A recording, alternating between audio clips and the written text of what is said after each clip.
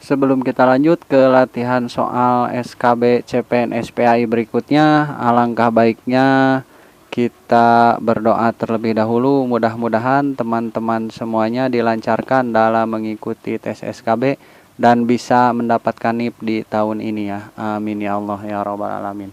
Oke, kita langsung saja di soal yang pertama. Siapakah ilmuwan muslim yang menyusun buku Al-Jabar? A. Al-Khawarizmi, B. Jabir Ibnu Hayyan, C. Al-Zahrawi, D. Ibnu Haytham, dan E. Ibnu Khaldun. Jawaban untuk soal yang pertama ini adalah jawaban yang A ya, Al-Khawarizmi. Di mana Al-Khawarizmi ini yang mempunyai nama lengkap Muhammad Ibnu Musa Al-Khawarizmi, ahli dalam matematika, ilmu astronomi, astrologi, dan di dalam bukunya Al-Jabar tersebut berisikan tentang solusi sistematik ya, sistematik linier dan notasi kuadrat. Langsung kita ke soal nomor 2. Siapakah ahli astronom berkebangsaan Mesir yang menciptakan pendulum atau bandul ayunan yang digunakan untuk mengukur detik-detik waktu dalam observasi benda-benda angkasa? A. Al-Zahrawi, B. Al-Khawarizmi, C. Ibnu Yunus, D. Al-Zahrawi. Maaf ya, ini jawabannya sama ya. Dan E. Abbas Ibnu Firnas. Jawaban untuk soal nomor 2 ini adalah jawaban yang C ya, Ibnu Yunus. Nah, Ibnu Yunus ini yang mempunyai nama lengkap Abu Al-Hasan Ali bin Abi Sa'id Abdurrahman bin Yunus As-Sadafi. Nah, beliau juga dikenal dengan karyanya menyusun tabel-tabel astronom ya, dan sebagai penemu kuadran berlubang, alat pengukur gerakan bintang ya. Selanjutnya kita ke soal nomor 3. Cahaya fajar bermula apabila matahari berada di garis 19 derajat di ufuk timur. Warna merah pada senja pula akan hilang apabila matahari berada di garis 19 derajat ufuk barat. Kutipan tersebut berasal dari kajian ilmuwan Islam yang bernama A. Ibnu Al-Baithar, B. Al-Zahrawi, C. Ibnu Al-Nafis, D. Al-Hazen, dan E. Abu Yusuf Yakub. Nah, jawaban yang tepat untuk soal nomor 3 ini adalah yang D ya, Al-Hazen. Nah, di mana Al-Hazen itu nama aslinya Hasan bin Al-Haytham ya, biasa juga disebut dengan Al-Hazen. Merupakan seorang ilmuwan yang meneliti tentang cahaya ya. Dalam kajiannya, beliau berhasil menghasilkan kedudukan cahaya seperti cahaya bias cahaya, dan pembalikan cahaya ya. Selanjutnya di soal nomor 4. Siapakah sejarawan muslim dari Tunisia dan sering disebut sebagai bapak pendiri ilmu historiografi, sosiologi, dan ekonomi? A. Ibnu Khaldun, B. Al-Kindus, C. Ibnu Haytham, D. Al-Zahrawi, dan E. Ibnu Al-Nafis. Jawaban untuk soal nomor 4 ini adalah jawaban yang A ya, Ibnu Khaldun. Nah, sejarawan yang mempunyai nama lengkap Abu Yazid Abdul Ar-Rahman Ibnu Muhammad Ibnu Khaldun ini, atau biasa dikenal dengan Ibnu Khaldun, terkenal dengan karyanya ya, Muqaddimah atau pendahuluan atas kitab Al-I'bar yang bercolak sosiologis, historis, dan filosofis. Selanjutnya kita ke soal nomor 5. Al-Quran Fir'at Tib, yang merupakan rujukan di bidang kedokteran selama berabad-abad, merupakan karya dari A. Al-Hajjaj bin Yusuf bin Mathar, B. Khalid bin Yazid, C. Muhammad bin Musa Al-Khawarizmi, D. Abdul Hamid bin Turki, dan E. Ibnu Sina. Jawaban untuk nomor 5 ini adalah jawaban yang ya, Ibnu Sina ya. Ibnu Sina ini dikenal juga dengan nama Avicenna ya. Merupakan seorang ilmuwan dan seorang dokter ya.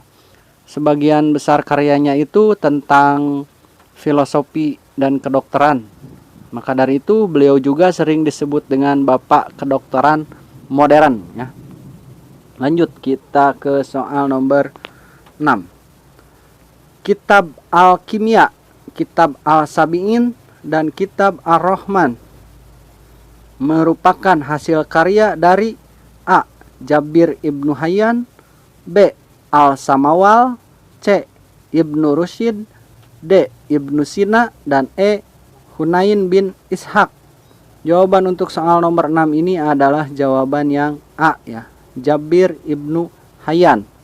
Di mana Jabir Ibnu Hayyan ini selain dari karyanya tersebut, beliau itu merupakan seorang ilmuwan kimia yang pertama kali menemukan senyawa asam sulfat, asam klorida, dan asam nitrat ya. Lanjut kita ke soal nomor 7. Ilmuwan dari Damaskus yang mendeskripsikan peredaran darah dalam tubuh manusia ialah A. Al-Majriti, B. Muhammad bin Jabir Al-Harani Al-Batani, C. Ibnu Al-Nafis, D. Al-Farabi, dan E. Al-Khalili. Jawaban untuk soal nomor 7 ini adalah jawaban yang C ya, Ibnu Al-Nafis. Nah, beliau juga merupakan seorang ilmuwan ya. Ilmuwan di bidang medis yang pertama kali mengungkap teori pembuluh darah kapiler ya. Lanjut kita ke soal nomor 8. Syekh Mustafa Al-Ghaulayani adalah seorang pengarang kitab terkenal, yaitu A. Kitab Tanhibul Ghafilin, B. Kitab Irsyadul Ibad, C. Kitab Irsyadul Fuhul, D. Kitab Jawakhirul Bukhari, dan E. Kitab Idatun Nasyin. Nah, jawaban untuk soal nomor 8 ini adalah jawaban yang E ya, Kitab Idatun Nasyin ya. Dimana selain kitab tersebut, beliau juga mengarang kitab Jami' Ad-Durus Al-Lughawiyah ya, yang sering teman-teman pelajari mungkin di pesantren-pesantren, berisikan tentang berbagai masalah rumit ilmu nahwu ya. Selanjutnya kita ke soal nomor 9. Yang dimaksud dengan qaulus sahabi adalah A. Perkataan sahabat, B. Perkataan tabi'in, C. Perkataan tabi'in, D. Perkataan mujtahid, dan E. Perkataan Rasulullah Shallallahu Alaihi Wasallam. Jawaban yang tepat untuk soal nomor 9 ini adalah jawaban yang A ya, perkataan sahabat. Karena dilihat dari qaulus itu kata qaulus ya.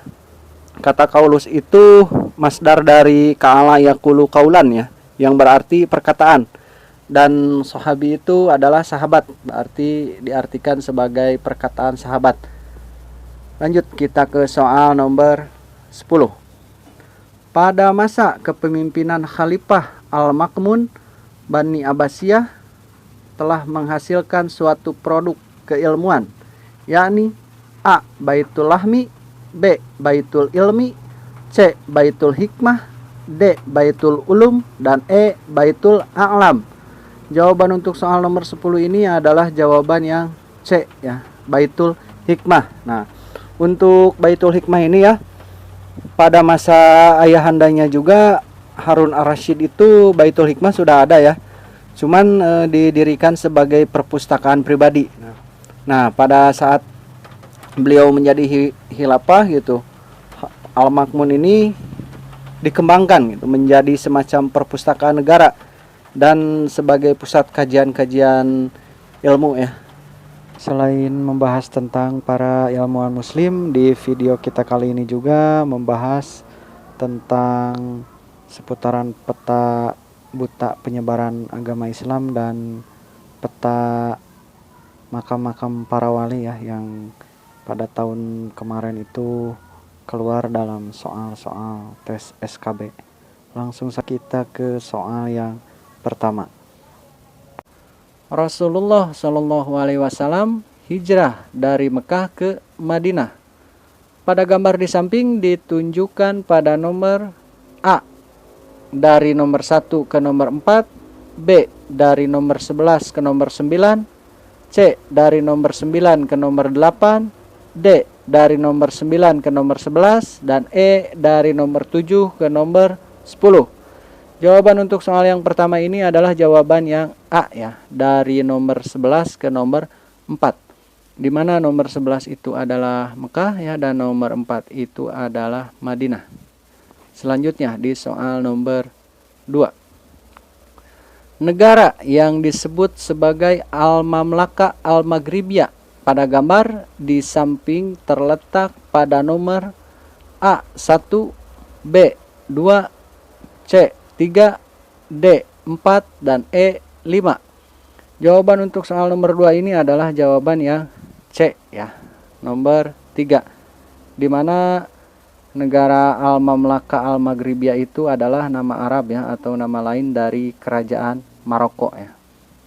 Lanjut kita ke soal nomor 3. Uqbah bin Nafi adalah utusan dinasti Umayyah untuk menguasai sebelah utara Afrika. Pada gambar di samping ditunjukkan dengan nomor A 1, B 2, C 3, D 4, dan E 5. Jawaban untuk soal nomor 3 ini adalah jawaban yang A ya, nomor 1, yaitu Tunisia ya.